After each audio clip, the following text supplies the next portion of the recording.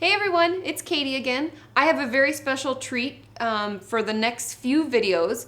I am sitting down with a good friend of mine, Rocio, who is here to talk to us about her experience with sexual orientation from the beginning stages when we may first notice that we're attracted to the same sex, and down the line in our later stages of life when we're in a committed relationship, what that's like, and the challenges we may have to work through and overcome. So stay tuned.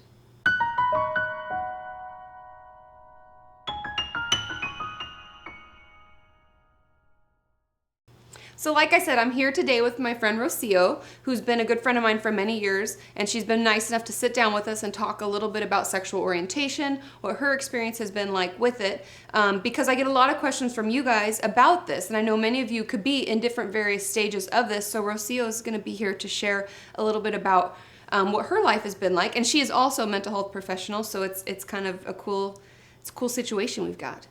So my first question for Rocio is, when was it that you first noticed when you were attracted to a woman? Or do you remember when it first happened, I guess? I will say that it was probably when I was around 13, maybe 11 to 12, around that age. I started having some feelings that I had never, had before. And, I started noticing how, girls were prettier than boys. And I wanted to hang around more with girls at that time. That's how I started noticing, and it was just strange because at that time, pretty much all of my peers wanted to hang out with with little boys, and it was like the beginnings of a relationship and have you kiss your first boy. And actually, I wasn't feeling that way at all. It was more like I wanted to kiss a girl. Yeah, but it was just odd. At that time, I didn't know anybody else who felt the same way, and I just thought that it was a very odd feeling, and I had nobody who I could talk to at the time. Gotcha. Yeah, so it was really strange. I didn't know who to turn to. So at that time, I just didn't make anything of it, except for I really wanted to have a good friendship with my girlfriends. That's all I thought about it. So that's, I think, how it started. I just wanted to hang out more with them, and I just, had more fun with them. Yeah, so you being around women was more enjoyable, and you weren't really sure why? I wasn't really sure why, but I think in the back of my head there was something that was telling me that, first of all, this was not right, probably, because I really liked them more than I was supposed to be liking boys at that time. Yeah. So that kind of switched something and said, I'm different than everybody else. So yeah. And so at that point, so that's kind of like puberty, early stages of puberty, and people start to, maybe play spin the bottle, or, who you kiss, I want to kiss a boy, holding hands, all of that stuff. At that point, did you ever date a guy, or was that much later?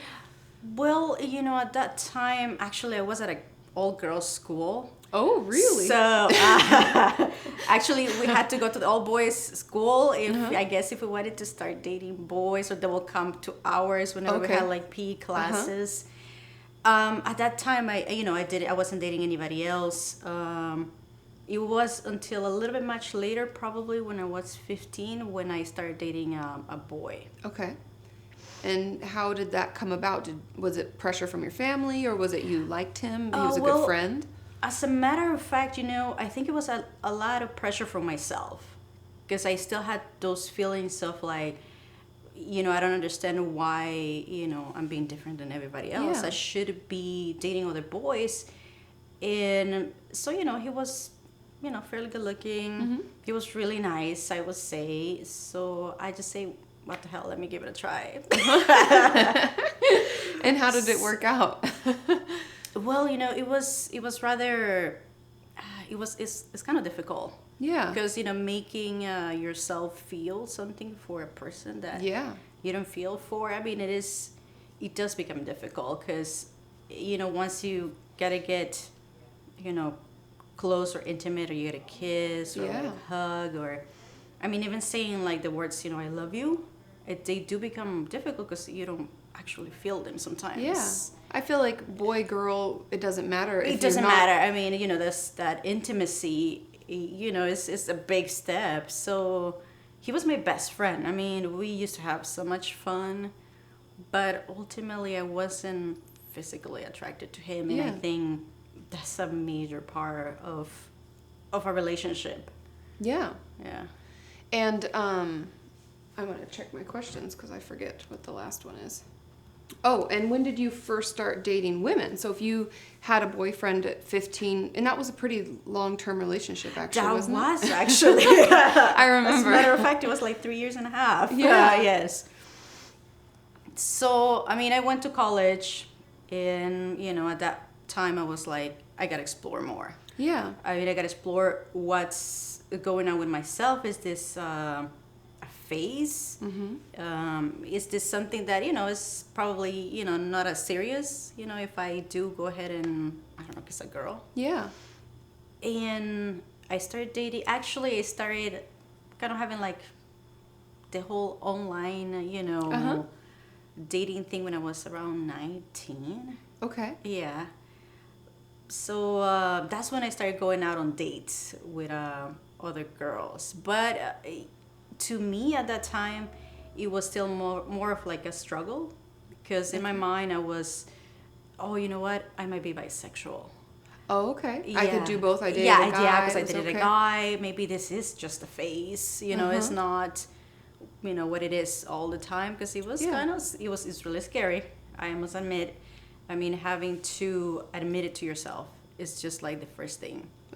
And the fact that at college, I mean, I didn't know anybody else who was gay. As a matter of fact, I mean, in high school even, I didn't know anybody else who was gay. I mean, all throughout my high school years, I was pretty straight. Yeah. Yeah. And you were in LA at that point. And I was in LA. So. I had a boyfriend. So at that time I was, oh, you know what? I'm bisexual, so it's okay. It's okay, yeah. And that lasted, I think, for maybe 6 months or so. Okay. Before, I could even say, oh, yeah, I'm a lesbian or I'm gay. First it was, Yeah. it was difficult. It's almost coming to terms with the actual term of it and what that means to you more than anything. Yes. Did you have a lot of pressure from your family? Did you feel anything with that? Or did that play a role in the acceptance? Or Well, if anything, it was, it was my religion, it was my family, it was my friends. Because I knew that I was going to be getting answers and like, questions from all of them. And responses. Their own opinions. So it was rather difficult. Like I say, just to myself. Yeah. To having to say, yes, you know what, I am gay. Yeah, and accepting it. It's part of our identity. And yes, because it became me. It's just me. So I must say it was, it was really a very difficult time for myself at that time, like to struggle with that label, or just to admit it to myself. Yeah, and accept it. And yes. It takes time. And we all know it takes time when we're adjusting to who we are.